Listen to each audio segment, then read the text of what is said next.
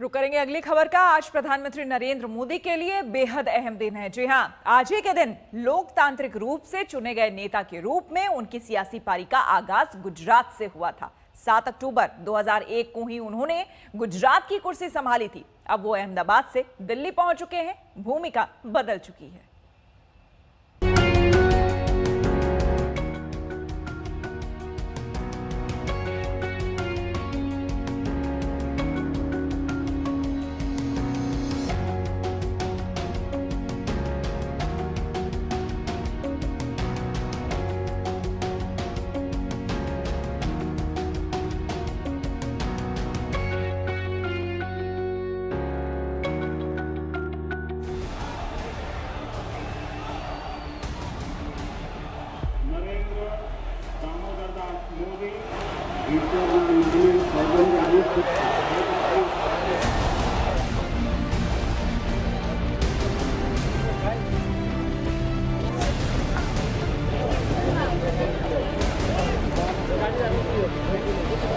श्री नरेंद्र मोदी को आगामी लोकसभा चुनाव के लिए प्राइम मिनिस्ट्रियल कैंडिडेट के रूप में प्रोजेक्ट किया जाए।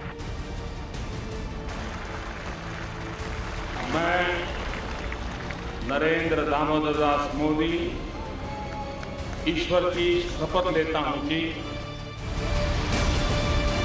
फैसला करो कि आप आतंकवाद के साथ हो कि आप मानवता के साथ हो।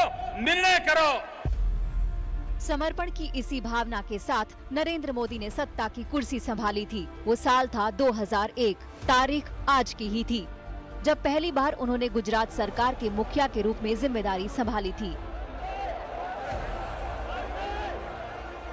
आज किसी सरकार की जिम्मेदारी भरी पारी के 19 साल पूरे हो गए हैं। तब के गुजरात के सीएम अब देश के पीएम है।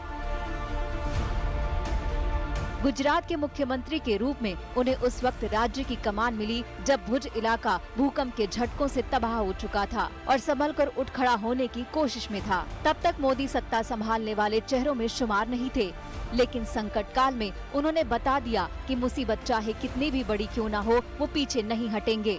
मोदी के कुशल नेतृत्व ने भुज के संकट पर बड़ा मरहम लगाया।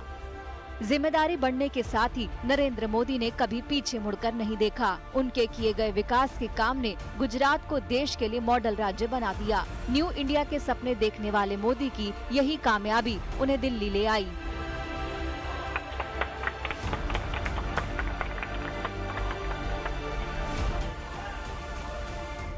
2013 में बीजेपी ने फैसला किया कि गुजरात को ऊंची उड़ान देने वाले मोदी प्रधानमंत्री पद के उम्मीदवार होंगे। अगले साल यानी 2014 में आम चुनाव हुए। देश ने मोदी के नए भारत के विकास मॉडल पर मुहर लगा दी। 6 साल पहले प्रचंड बहुमत मिला। अब वो गुजरात विधानसभा से संसद भवन में पहुंच चुके थे। इसके साथ ही सियासी सवालों को पीछे छोड़ मोदी ने न्यू इंडिया की योजनाओं पर अमल शुरू कर दिया।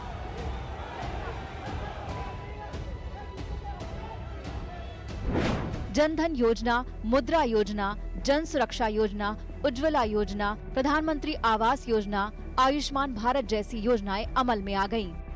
प्रधानमंत्री के रूप में पहले 5 साल की ही तरह 2019 में भी उनके नेतृत्व में एनडीए का पताका फहराया। वो दोबारा पीएम बने। ईश्वर की शपथ लेता हूं। देश भर में उनकी ब्रांड मोदी वाली इमेज बनी तो विदेशों में भी भारत के दोस्त बढ़े, दोस्ती मजबूत हुई।